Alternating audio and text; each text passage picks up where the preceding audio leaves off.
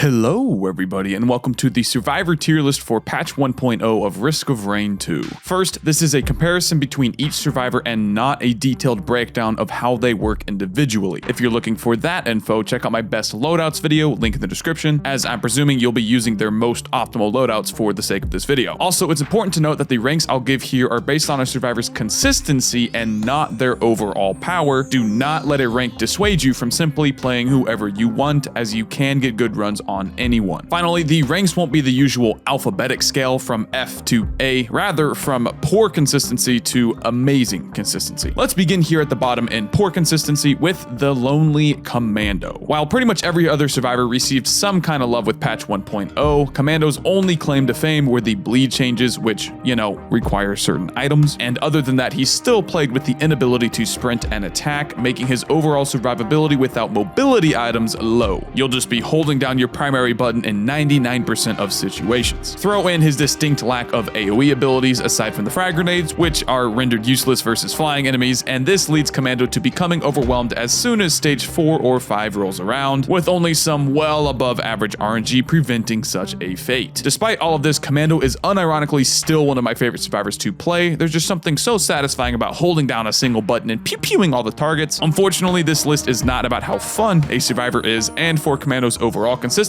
there's no other place he belongs except here at the bottom. Moving on up to average consistency, we have Acrid, Artificer, and Mercenary. Acrid received some nice buffs to his melee playstyle, but they weren't enough to dethrone the higher consistency of his ranged playstyle, which was untouched in power. And before you say anything, yes, Acrid is more useful in a multiplayer game, as the poison's max HP damage is a very nice tool to have and doesn't require any additional scaling through items. However, for us solo players, and really just in general, Acrid's lack of synergy with the usual on-hit items such as tri-tips, ATGs, ukuleles, etc. make him a less than desirable choice for getting the best runs possible. You can mitigate some of these issues, such as taking Visions of Heresy to replace the melee attack with a ranged one, but all of those mitigations are gated behind specific items, meaning less consistency overall. You may blast through the early game, poisoning large groups and then leaping on foes to slice them up with your claws, but once you break into, again, that stage 4 to 5 time frame, you'll be wishing you could do the exact same thing to that overloading parent over there who will end up one-shotting you if you try those same moves. Artificer also received some changes with patch 1.0, bringing the damage of her nano bomb up considerably, while also adding the drop off during its flight, which makes the bomb harder to hit at longer ranges. However, this change alone was not enough to address Artificer's problem at large, which are, like Acrid, poor scaling with on-hit items. Now, she is in a much better spot due to both of her secondaries being able to proc the new ice and fire bands. However, she doesn't have anything close to Acrid's passive, which is why they're both here in the average category. Dropping bombs, literally, on your enemies only goes so far once they start getting 10, 20, 50 times the HP as they had in the early game without the necessary items and proper scaling to back it all up. Finally, Mercenary basically received an overhaul to his entire playstyle on this patch. He scales differently with attack speed, he got a new passive on his primary and slicing winds, and he had his dash interactions with enemies adjusted. He's not an entirely different survivor, but man does he require a different approach to playing properly. As in, you actually have to think to play him efficiently, whereas before you could just mash your face into the keyboard and get some good results. I'm not saying here that Mercenary is bad, not at all, just that for the average player, Mercenary is definitely not the right choice of survivor. If you devote the time to learning his kit, however, you can and will get some juicy runs, and as a result, become way more consistent on him. So for all of you Mercenary mains out there, yes, he is still extremely strong, but for the rest of us, he's not nearly as brain dead busted as he was before, and thus I'm placing him here as being average. Moving on now to the survivors with good consistency, we have Engineer, Multi, and Rex. Engineer is still Engineer. Absolutely nothing of his kit was touched with the update. You've still got your precious bungle buddies in all of their full power, coupled with a decent amount of utility and damage elsewhere in his kit. Engineer still struggles with mobility, but it's much less of an issue when your turrets are down due to the amount of aggro they will pull off of you, and those bad boys will be down in easily 90% of situations if they're placed properly, so as a whole, you will be able to dodge most threats coming your way. Now, if only Engineer had an alternate primary attack, wouldn't that be nice? Next, Multi. Whoa,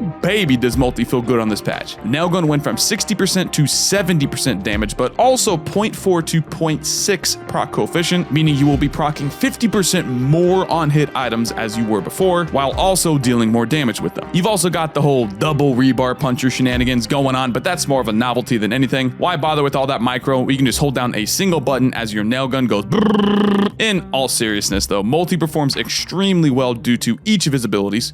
Most most of his abilities, seeing some love and being bolstered by the rest of his kit. He still has the highest HP in the game, making the plethora of small hits you receive much less of an issue and offsets his overall lack of mobility due to just holding down the primary button all the time. If you haven't given multi a shot since the update, you seriously need to. Lastly, Rex. Our good old plant-robot hybrid thingy is here in second highest rank, not because he was nerfed or changed, but rather because the others simply got better while he stayed the same. Rex still does have oodles of damage, but at the cost of using his own health, and this is still a large deterrent for some players as it brings his consistency down considerably without the necessary learning curve. This is a similar learning curve to Mercenary, where it must be conquered before his playstyle truly feels locked in. However, once you do put that time and effort into learning Rex, he will absolutely reward you with some dank runs. As I always say when answering any question on my stream regarding playing Rex, you just kind of have to accept that you'll be at half HP all the time until you get some healing items. That's just how it be. Alright, here in the final rank, the survivors who have amazing consistency are... I don't actually know why I'm pausing here because you can easily figure out who it is by process of elimination. Captain, Huntress, and Loader. It's safe to say that the Captain absolutely lived up to the hype of his release. He looked like a complete badass when he was first revealed, and by gosh does he play like a complete badass in game. I'd argue that his primary is the best in the entire game, especially once you get some attack speed and bleed going, and his utility is also one of the best with its fat damage at any point in your run. Yes, the Captain does lack mobility like many other survivors, however, unlike them, he is always able to be on the move while maintaining full DPS. Do you need to reposition quickly while dodging a threat? No problem, just hold down your primary for that split second, or use your taser or orbital strike instead. Captain is the epitome of the I'll just kill you before you kill me playstyle, which if you've been watching any of my videos for a while, you'd know that I rate that playstyle as the best way to get good runs. What's the need for mobility, healing, or defense when everything is already dead? Obviously, I'm not saying to only ever pick up damage items, just killing stuff should be your first priority in most situations. Huntress is still on the top of the consistent leaderboards. No surprise here. Great damage, both single target and AoE, mobility, and scaling with on-hit items. She does have the lowest HP out of the entire cast, but her innate mobility more than makes up for this regard, especially once you get a couple movement items on top of it. If you're playing the Huntress right, which really doesn't require that much effort, let's be real, you won't be getting hit. Finally, the Loader. Hold on, Loader's kit was also untouched with this update. Why is she moving up here while Rex remains below? Because of her synergy with the new bands. That's literally the sole reason. Loader just feels so good with the new bands, I cannot overstate it. Getting a guaranteed proc, and make that a fat proc while you're at it, of an ice and fire band on every other use of your utility feels so good for that one punch and done playstyle that has always defined the Loader. But Willie, but you said at the beginning that these ranks are giving off consistency and that you can't guarantee getting items to... Let me stop you right there. Loader has